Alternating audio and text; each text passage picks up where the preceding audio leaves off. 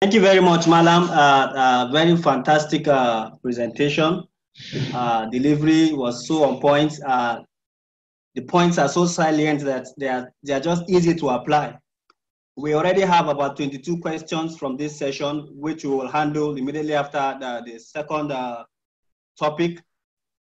I'll urge every one of us to wait. I already see very fantastic questions that the answers are going to be very enlightening.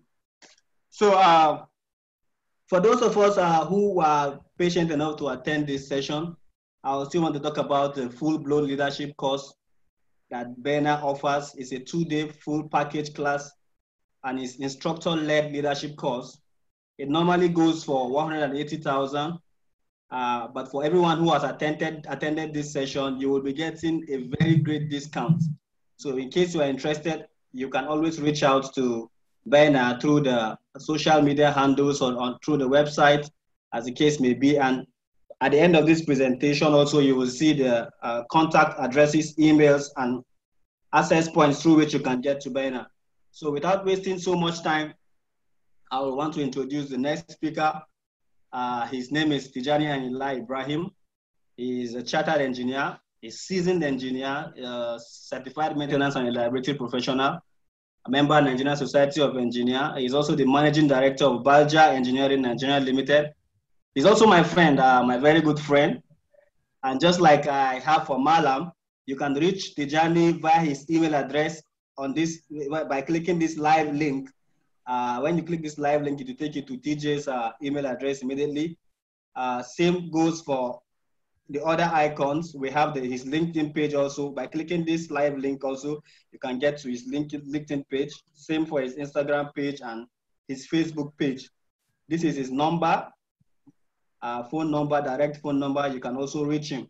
So without wasting your time, I would like to hand over to TJ immediately because we're already running out of time so that we can end on time and then have time to answer all the questions. Thank you very much, TJ. Okay, thank you, Dado. You're welcome. Like Dado said, I will be taking us on lean manufacturing for economic survival. This topic is worthy of discussion, especially in this era of pandemic. It is so devastating that it has touched the whole world globally. Every companies, nobody knows what business will look like after this pandemic. So right now, discussing topic as we have before us now in lean manufacturing is very important because like I said, after this pandemic, we don't know what will happen to most companies, and it has already started happening. For instance, now we must be hearing about some companies laying off their staff. There are so many terminologies that we are aware of. Some will call it downsizing, some will say right sizing, some will say retrenchment. Now, we should not be afraid of all this terminology. What we need to do at this point in time is to make ourselves relevant in whatever role we are occupying in our company. And in making yourself relevant, like we learned from the previous session, is to acquire relevant knowledge, relevant skills that will make us relevant, that will make us to add value to our company's businesses. So that is why we'll be talking about lean manufacturing today. And some of the subtopics that we'll be looking at in this session is first, we need to understand what lean manufacturing is by defining some key terms. Then we'll also talk about the tools in achieving lean manufacturing. Then we cannot talk about lean manufacturing without mentioning waste. We'll talk about the 3 basic types of waste. We'll talk about the 8 major wastages in manufacturing, common waste in manufacturing. There are 8 in number. We'll talk about those. We'll talk about the principles that we need to follow in implementing lean in our companies. Then we'll talk about lean factory. We'll look at the tools in implementing lean. Then anytime we mention lean, of course, it goes hand in hand with Six Sigma.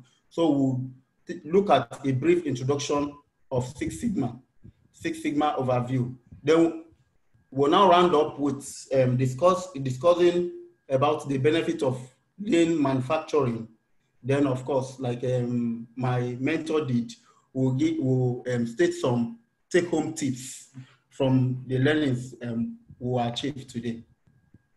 Okay, now let's look at the definition. We need to understand what lean is, what is manufacturing, then what then is lean manufacturing.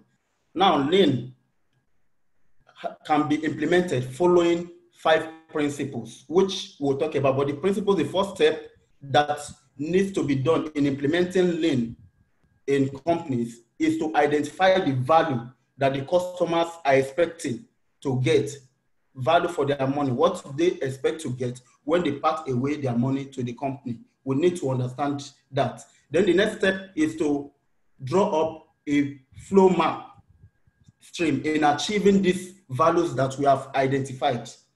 That will help the company to streamline and also know where the bottlenecks are in achieving the values they have set out to achieve in their manufacturing process. Then we create a flow process in achieving these values. We establish a pull system. We are going to elaborate a little bit more on these steps in the slides that we encounter as we move on. So I will not waste much of our time here. Okay, now what then is lean? The dictionary meaning of lean means the characteristics of a thing being slim, something that is not fleshy and it has little fat. That is what we understand as something that is lean. What then is manufacturing? Manufacturing is the making of goods by hand or by machine. It could be production of goods or services by hand or with the use of machines that upon completion, the business sells to customers that are willing to part their money for. Items used in manufacturing may be raw materials, components of part of a larger product.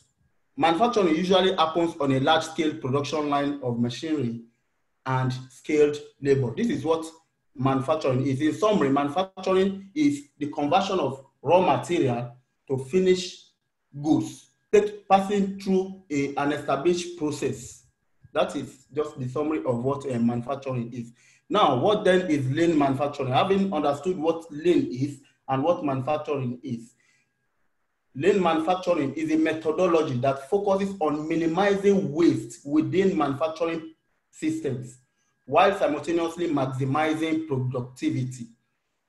In the process of converting raw material to finished goods that customers are willing to pay for, how do we achieve this? By minimizing waste, eliminating waste in the processes as much as we can, and also maximizing the productivity. That is the sellable product that we'll achieve at the end of this manufacturing process.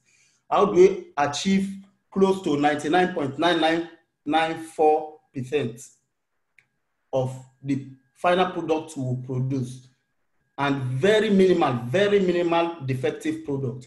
That is what lean manufacturing is all about. That is elimination of waste. What then is waste? Waste is seen as anything that consumers do not believe add value to them, and they are not, of course, they won't be willing to pay for it. So they will, by all means, manufacturing companies that implement lean manufacturing will try to reduce defective products because they cannot get money from this product by implementing lean. And as you can see from the graphic on our right-hand side, the first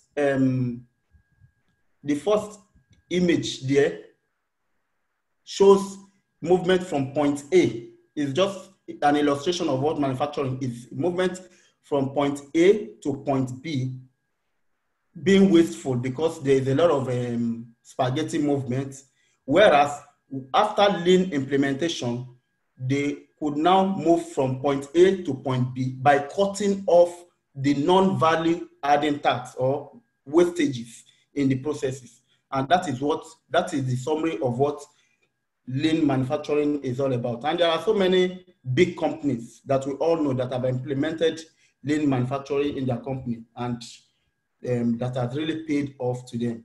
Companies like Toyota, Intel, John Deere, and Nike have implemented lean manufacturing, and it is very profitable to them. Now, many lean manufacturing implementation in Toyota company started with their own invented system, which is called the Toyota production system. And it is still in use in the company till date. The Toyota production system gives rise to what is known today as TPM, which is total productive maintenance, that most of us understand, through which companies implement autonomous maintenance. Now, we cannot talk about lean manufacturing without mentioning the three basic types of waste. We have three basic types of waste.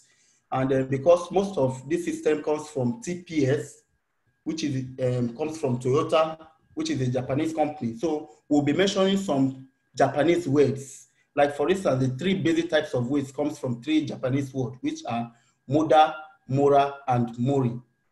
Moda is a Japanese word that stands for wastes that are non-value adding. Example, what do I mean by the jobs that are done in manufacturing that are now non-value adding are the 8 types of waste that we have in manufacturing, which we will see in the next slide. Mora is the Japanese word for unevenness or inconsistency. For instance, now, a company is ramping up production processes just to meet up with good numbers, with a target, because they want to meet up with their production figure at the end of the year, not minding whether there is a market for this product they are producing or not, whether there is demand for it or not. This will result to waste that is known as Mora. Then the third type of waste is Mori, which is a Japanese word for overburdenedness or unreasonable work. For instance, when you assign a task to a staff that doesn't have adequate skill to execute this task, then you have overburdened such staff and you will not get desirable results from such person. Is also a kind of waste in manufacturing. Okay. The icon bar right is also is just a summary of what we've just discussed, the 3 different types of waste, Mori, Mora, and Moda. Okay.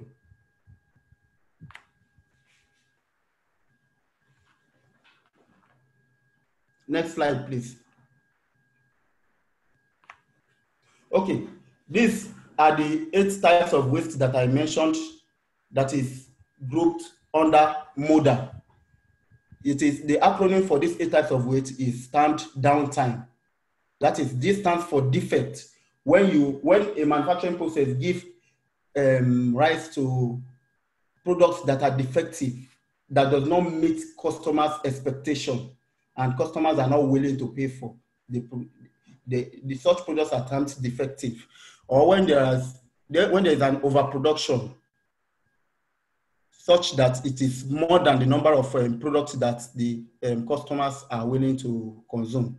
Also, waiting time, waiting for material, for other resources like raw material, or maybe transportation means to evacuate the finished goods from the warehouse such that the production process can continue. Any kind of waiting time, waiting for technicians to come and fix the machine, or supply of spare parts to fix a machine. Any kind of waiting time in manufacturing process is a waste. N stands for not engaging all, when all the employees are not being engaged. And we have to be very careful because most management or all management, the first kind of waste they want to eliminate is the people side of it, which I mentioned about when they'll be talking about downsizing and the rest.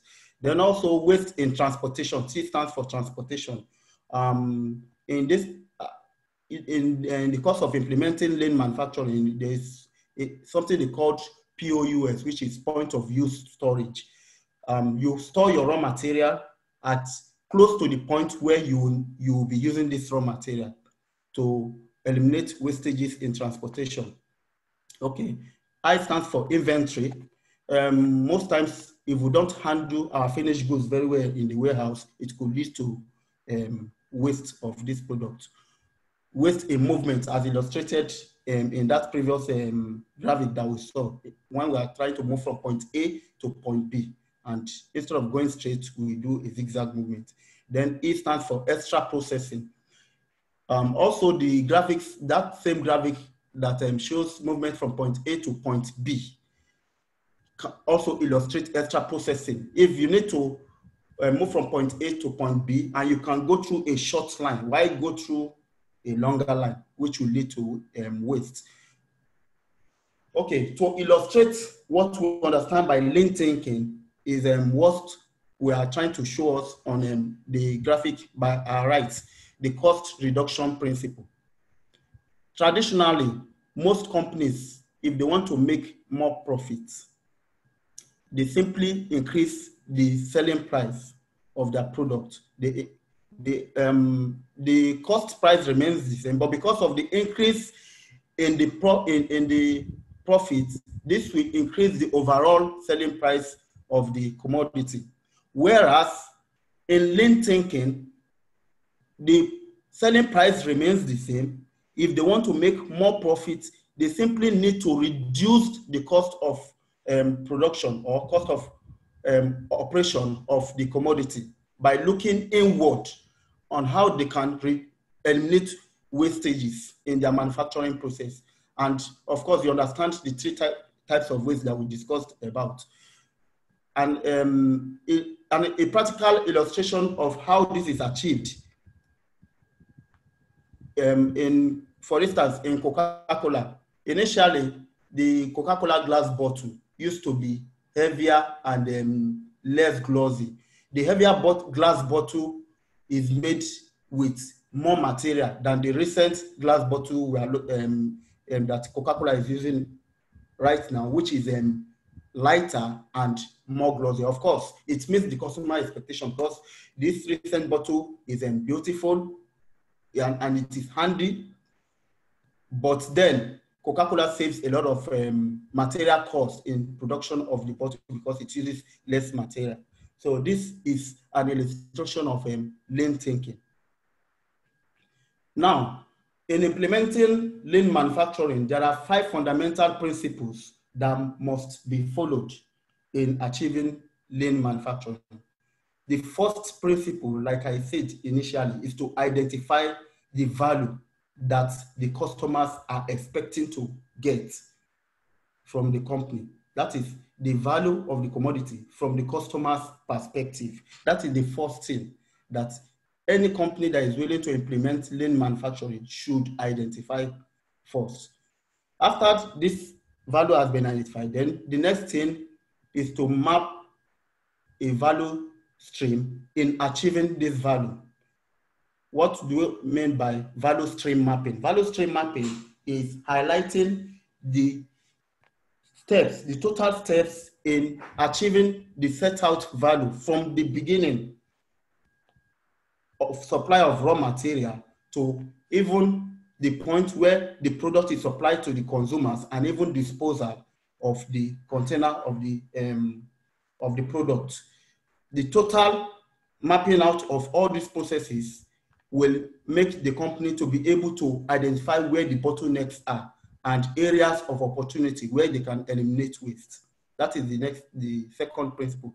Now, the third principle is to create a smooth flow in their manufacturing processes. When there are hiccups in manufacturing process, when there are what we call run and stop because of inadequate supply of materials, manpower, or lack of storage facilities, there will not be smooth run in the manufacturing process. Of course, there will be lots of wastages that will be generated from this kind of manufacturing process. So that is what the third principle is talking about in implementing lean manufacturing. Now, in the fourth principle is to establish a pull system. In Japanese word, it is referred to as Kanban system. And what do we mean by Kanban system? It means the final product of one subsection of a manufacturing process will feed and triggers the next process in that same manufacturing.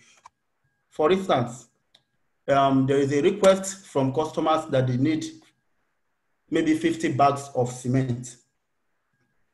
It goes to the production department. It is at that point that the production department will now place a request to the warehouse, triggering supply of, e.g., limestone and other raw materials that will use to produce the requested 50 bags of cement. So the initial request from the customers comes to the production, it triggers the production process, and the production process also triggers supply of raw material at the warehouse. By so doing, it will eliminate all kinds of wastages of overproduction, of waiting time, and the other kind of waste that we've talked about. That is what this fourth principle is telling us about. Now, the last principle is to seek perfection in whatever we do. Now, there is tools in achieving this. For instance, the Kaizen, which are also known as continuous improvement. Whatever process or method you are using, you need to constantly look at it because it should be self-evolving. You look at areas of improvement and you have a mindset of achieving 100% perfection in these processes. And it is not, it does not end at the fifth principle. It is a cyclic process. As you get to the fifth principle, you start again from the first principle and look reassess the process if you are actually achieving the customer's value for what you are willing to sell to them. Now, what then are the tools that we can use to achieve lean manufacturing? There are several tools.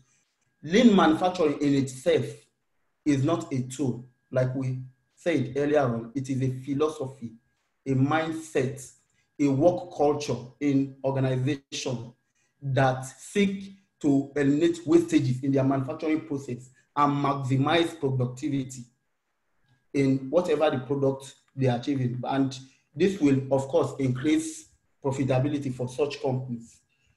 And the tools are as shown in the graphic by the right-hand side. Now, all these tools together can form a comprehensive. Please, can you go back to the previous slide? Hello? Okay. All these tools comprehensively can be used to implement lean manufacturing in a company, but it does not mean that you cannot just implement each of them. For instance, in your office, you can implement 5S as a lean manufacturing tool. And what do we mean by 5S? It's a topic in its own, but we can just talk briefly about it.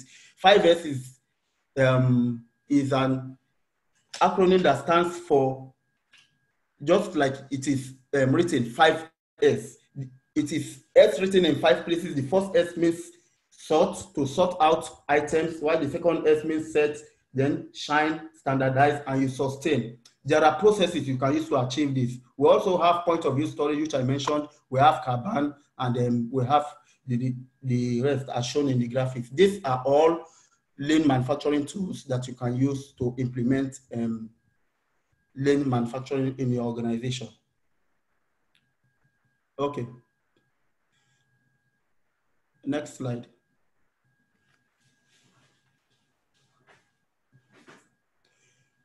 Most times when we talked about lean manufacturing, of course, it goes hand in hand with Six Sigma. Whereas lean manufacturing looks at the efficiency of our manufacturing processes. Six Sigma looks at the effectiveness of our manufacturing processes. What do we mean by efficiency and effectiveness? Efficiency of our manufacturing process look at the speed of delivery, the quality of what what comes out of the manufacturing processes by reducing waste. Whereas Six Sigma looks at the consistency. If, for instance, you want to produce 10 units of your product, how many out of these 10 units that you produce are, how many out of these 10 units are productive? That is what Six Sigma is talking about. Now, Six Sigma is a process improvement methodology. Six Sigma.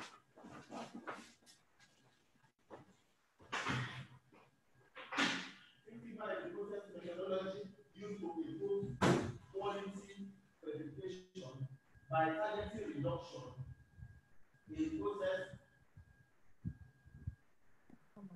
Yeah, hello, TJ. I think your voice is going faint. Can you please come close to the microphone or something?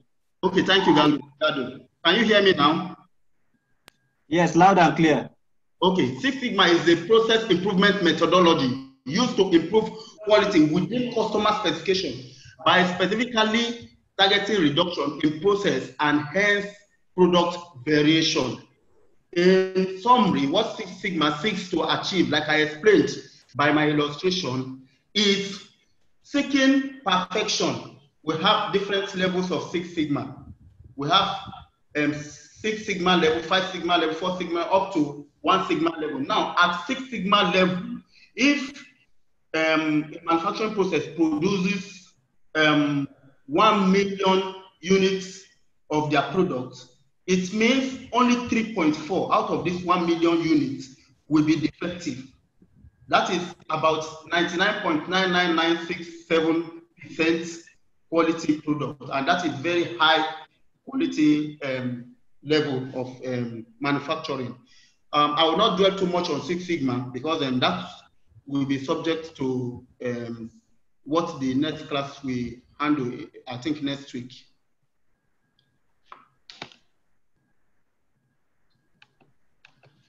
Okay, there are two tools in Six Sigma. There are two tools that I employed in Six Sigma. We have the MEG and the MADV.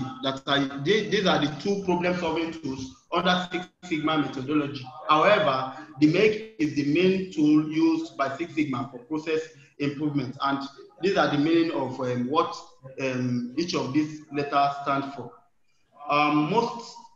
Before Six Sigma implementation in manufacturing process, it is summarized by 3 letters, which is I, E, and O. What does I stand for? That is input, process, and output. But with lean manufacturing implementation, it is now SIPO. That is introduction of S before I, and then we also have C after the O that stands for output. S stands for supplier. You cannot effectively implement lean manufacturing without adequately carrying along the supplier of your raw material, because defective product starts from the kind of raw material that it feeds into the manufacturing process.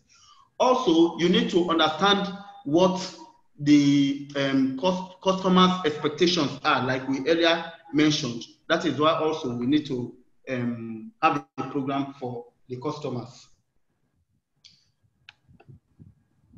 Okay, what then are the benefits of implementing lean manufacturing?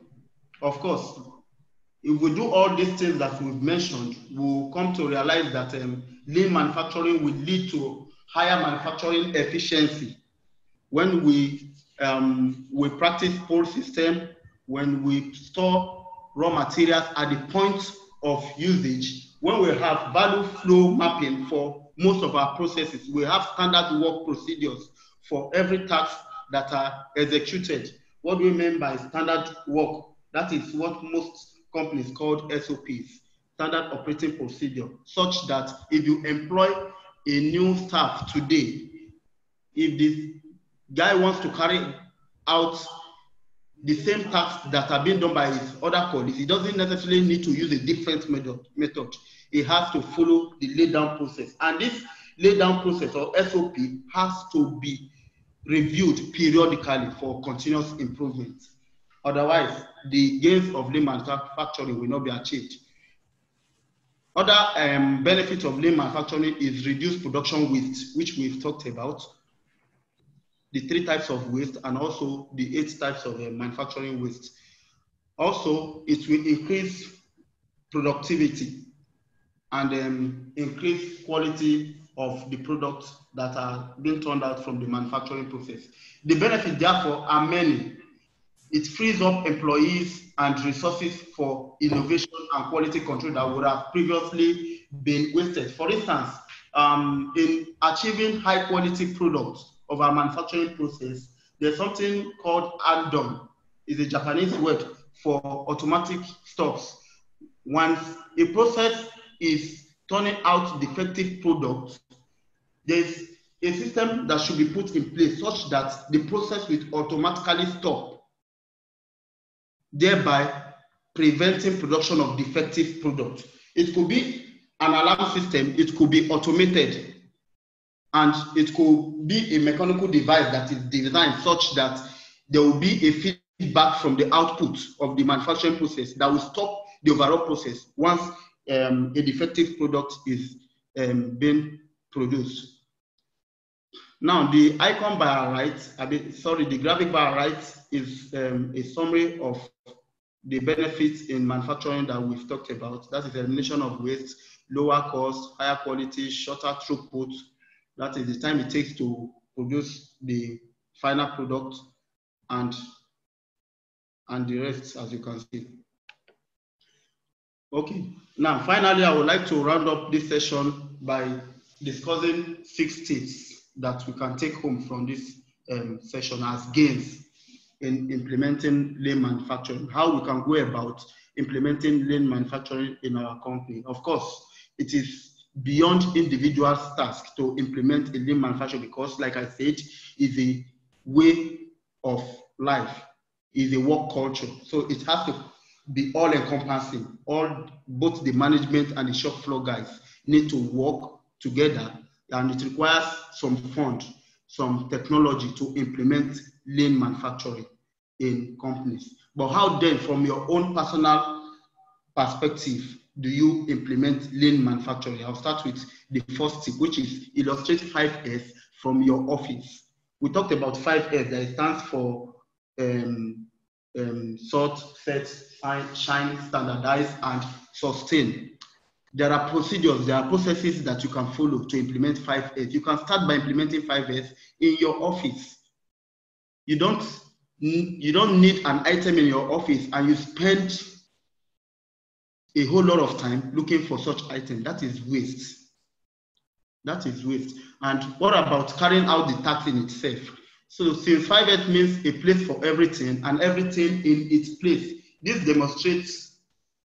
you can demonstrate to your team right from your office. Every little item, even including the pen, should be in its right place.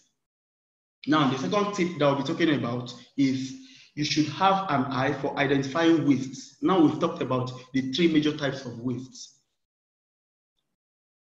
You should carry out shop floor visits, daily, what they call daily Gemba visits to your factory in identifying waste with your team. It is professional that you do this Gemba work with your team such that you identify waste and immediately highlight corrective and preventive actions that you put in place to eliminate all these identified wastes on the shop floor. The third tip is to achieve quality first time and all the time. What do we mean by achieving quality first time and all the time? You don't need to start your production processes by wasting a lot of raw materials, time, and energy before you get it right. You can put things in place to achieve the high quality product of your output right from the first manufacturing cycle that you execute. You build a quality culture that will involve all stakeholders, involving both the temporary staff, the operators, the technicians, such that they'll get the right specification of the product from the first production cycle. The foundation and source of quality products is in achieving quality in people and process. To achieve quality first time and all the time, it means the people that are working in the manufacturing process must have a quality mindset, and also your processes must be set up in such a way that it can identify defective products and automatically stop the process, like I discussed initially. When this is put in place, then you can achieve quality first time and all the time. Now, the fourth tip is that we should streamline our processes. How do we achieve this? by developing an SOPs for all our processes, and we need to keep it simple. What is the essence of using an SOP that is very complex, that the operators cannot easily implement? So you have to keep it simple. And no matter how effective this SOP you are using is, it should be self-involving. That is, it must be subject to reviews as needed. And there must be procedures in approving reviews or changes in these SOPs or standard operating procedures. Now, the fifth tip is that we must assign the right tasks to the right staff with the right skill. Like we mentioned, if you assign a task to a staff that doesn't have the adequate skill to execute such task, then you will be overburdening this staff. And that is the second type of waste that we mentioned earlier on, which is Mori. So there is a research has it that 71% of those in their skilled roles are happy with their jobs. That is, people that are doing jobs that they are skillful on, they will be happy doing this job. And people who are happier at work tend to be more productive, of course, because they will have high morale. And this highlights the importance of training. That is why companies will need to periodically carry out trainings of their staff in line with their bottom line, which is the company's objective. You don't just assign staff to new role without ensuring they have the right skill. Else, it will be a waste of time, waste of manpower and others. Time and quality are essence. Engage these people productively always, such that every person will be productively engaged because they are carrying out the tasks that they have the right skill for. Now, the last tip that we'll be talking about is collaboration. We need to collaborate with each other.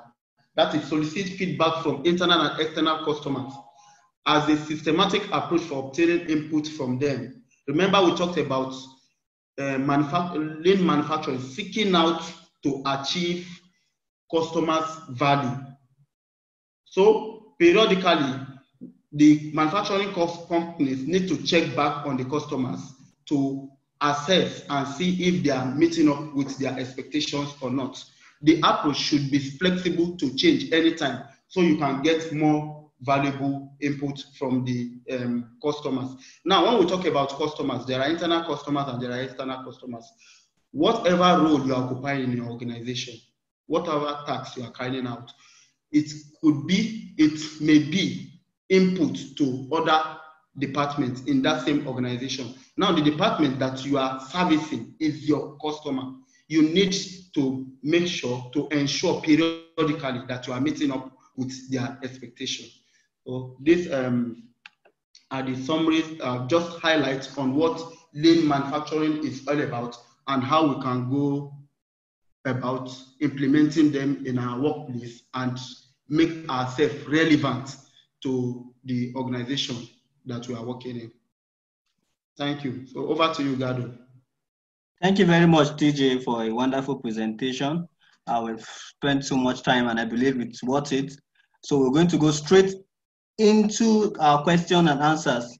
So we're going to go and start with Malam. Malam has some questions, about 27 questions, while TJ has about 3 or 4 questions. So Malam, over to you for questions, please. Okay, thank you, Gado. I have been trying from behind answering many of those questions. Those ones that I did not feel that I will need to spend some time explaining here. I have replied them by chat, and everybody can see it. Everybody can see it. Let me see. I marked some. Okay, there is a question here, an interesting one from Elvis. He says, I've always heard people say you do not need to have full grasp of the subject matter before you can be a leader, blah, blah, blah, blah, blah, blah, blah, blah, blah, blah. So the question is it compulsory to be a subject matter expert to be a leader in your field? My answer remains yes. Now, what you have heard previously What you have heard previously is also not wrong. It depends on where you find yourself or the kind of leader that you are. Now, go back to the title of this presentation. It is workplace leadership. That means we're looking at you as a functional leader in warehouse, in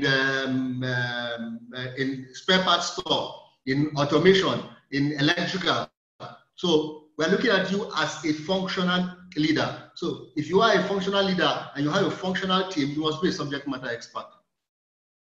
But that does not mean, again, that the other ones you have talked about are not correct. You can still be a leader without being a subject matter expert. For example, a political leader. You can be a governor leading millions of people without being a subject matter expert in anything, in fact, except possibly leading people and showing compassion and being empathetic and all that. So you only need to have the right ability to bring to your team people who have subject matter experts that you can use. Okay. Somebody asked a question here. I think this is Chigozie. In being kind, where is the line drawn between empathy and sympathy? Very beautiful question. Now, empathy is feeling for the other person, but in the workplace, as you feel for the other person, you still get the job done. But you get the job done humanely. Now, sympathy, on the other side, is leaving the work that all of you have been employed to do, and then you show all compassion, 100% to that person. So where you find yourself taking decisions that are not beneficial to the business, then you are being sympathetic, not empathetic. But as a leader, you can still make sympathetic decisions, but you must recognize that this decision you're taking is sympathetic. So you must put in place something else or somebody else that will ensure that business results are not affected. So if you understand the two words very well and you are conscious of how you operate between them, you can easily find your way through. The line is actually thin. The line between the two is actually thin. Another question here from Chinaka. He says, can we say that the autocratic leader tends towards being managers and not leaders since they do more of instructing? Yes and no. I would say no first.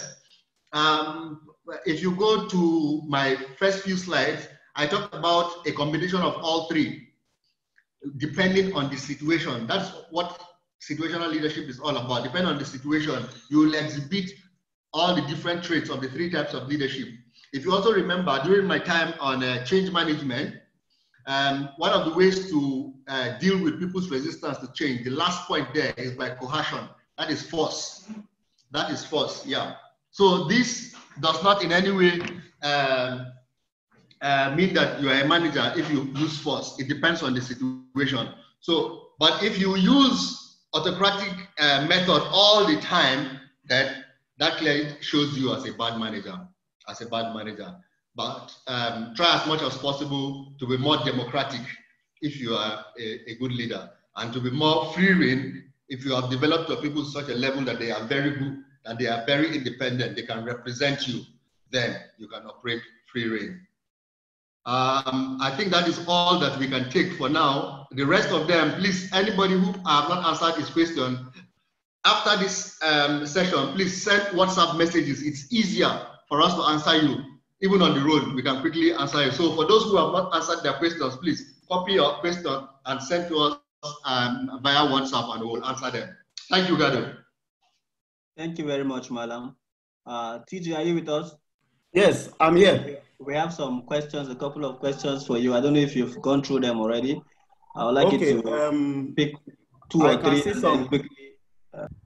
I can see some questions here. For instance, Ahmed Tijani Lawal is asking about the applicability of lean process outside manufacturing, example, healthcare. Of course, we've mentioned a very good example is the 5S implementation we talked about, which we define as simply that it means a place for everything in its place.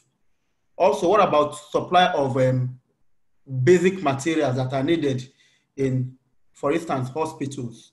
Is it until when these materials are needed that they'll be placed, that others will be placed for?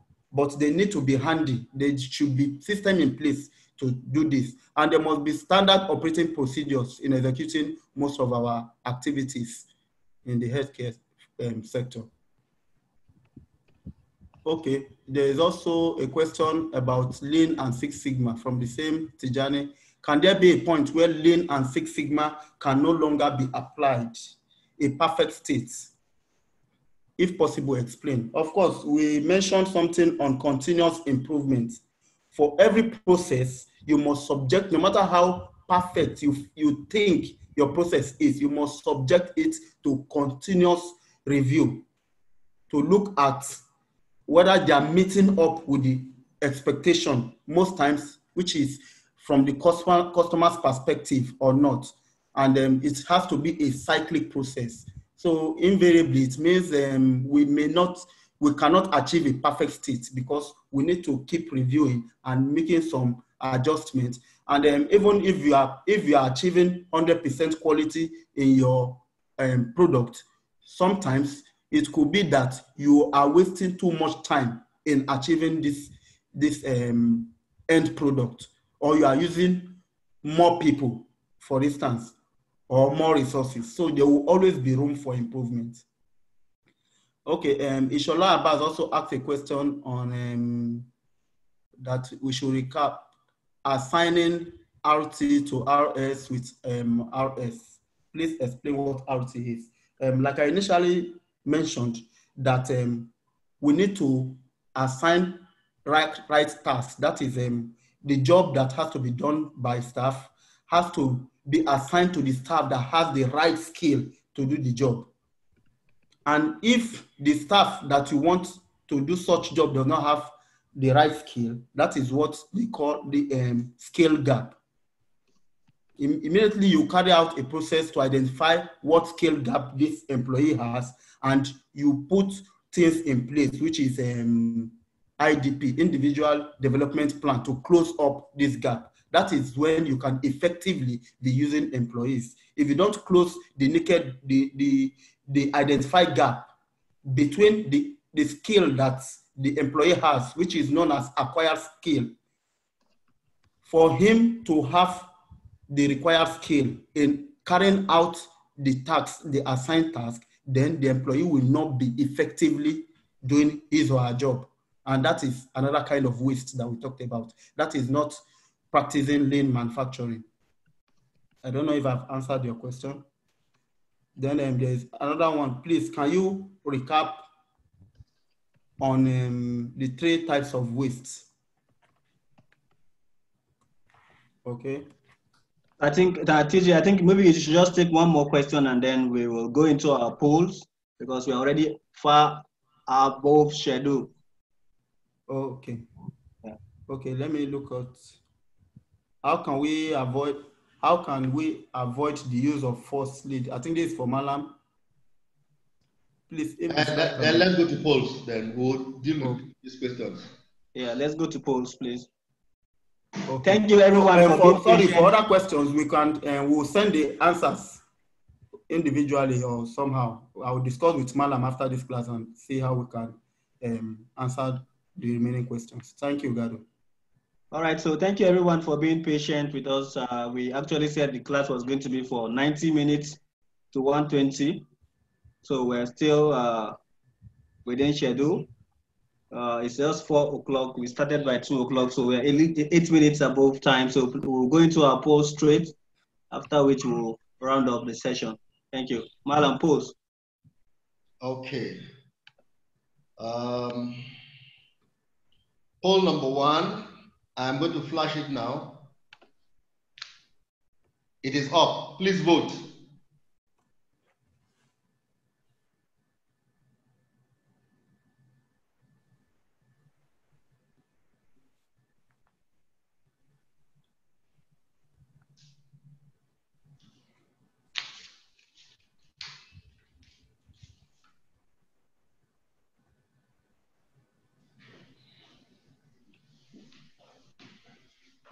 Okay, in 5 seconds, I'm going to stop the poll.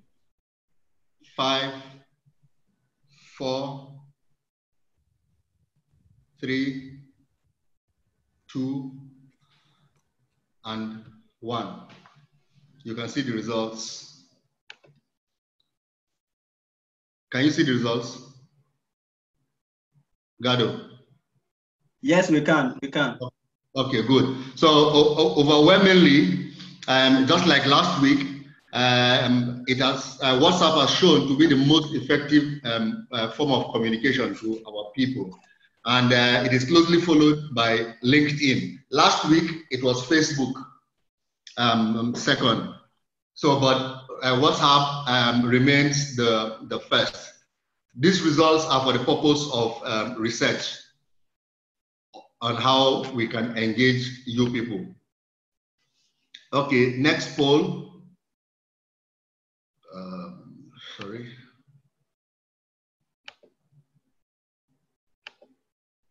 Next poll. Let me allow panelists to vote as well. It is up. Vote.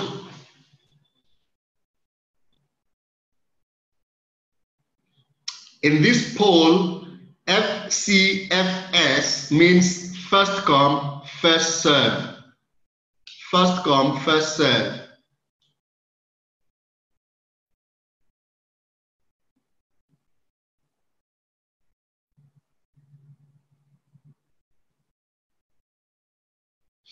Do you think it would be a great idea to offer 30 to 50 free seats on our paid professional webinars? Our first paid webinar will come in 2 weeks' time, in 14 days. Do you think it would be a good idea to offer some free seats? Okay, I'm going to stop now in 5 seconds. 5, 4, 3, 2, 1. Stop. All right. Again, overwhelmingly, thank you, people. The majority of the people feel that it would be a good idea to offer free seats in some of our paid courses. We will analyze this. We take your suggestions for now. We'll analyze them and we'll make a decision. The last one, please vote. It is open.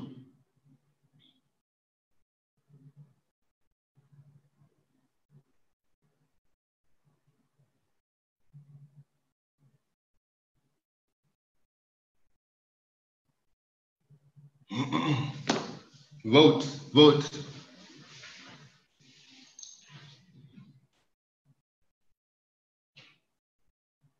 Please vote. Just 30 people have voted. We have 164 people here.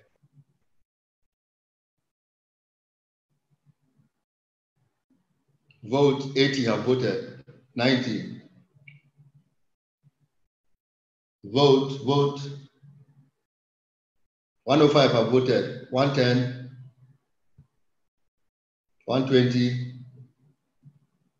Vote. I am going to stop in 5 seconds. So 5, 4, 3, 2, 1, 0. Okay. Okay. This time around, we have a very critical mass of supporters. They say the pricing is okay and it is very okay for the level of knowledge that they will get. And closely followed by no, reduce the fees. We will analyze this and make decisions. That is the last poll for today. So that is the end. Gado. Okay, thank you very much, madam. So we have come to the very end of our session. Our next webinar is scheduled for Saturday, 16th of May, 2020 at 2 p.m. That's next week, Saturday. And the topic shall be Six Sigma Unpacked. an ASU Six Sigma Black Book BOK Element Roadmap Overview. And this is going to be presented by our very own Adedayo Adegeye, ASU Six Sigma Black Belt holder, a fellow Institute of Management consultant, and a certified management consultant. And then the next webinar, which is going to be the paid webinar, is going to happen on Saturday, 30th of May, 2020 at 2 p.m. We're going to be talking about dealing with maintenance budget cuts, a looming monster. And it's going to be delivered by Engineer Sheyi Iwayani, our very own CMRP, one and only CMRT in Nigeria, and then the PMP holder, a practicing and seasoned maintenance manager also. So this is going to be happening. These are our common events. And then I also want to talk about the leadership class. That is a 2-day instructor-led leadership course, Practical Workplace Leadership Essentials, and it's originally 180K.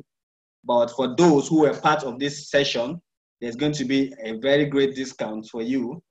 You can pay about 100K for this session if you sign up today.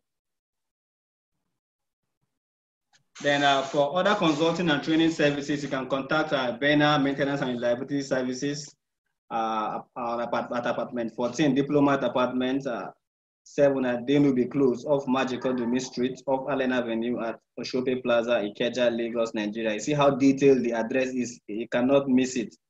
And these are the phone numbers. And you can reach us through any of these web addresses. So thank you once again for being part of this wonderful session. We look forward to see you next week. Thank you, everyone. Thank you, Gado. Thank you, everybody. And goodbye. See you next week. We will advertise on Monday or Tuesday. Thank you very much. Thank you, madam. Bye.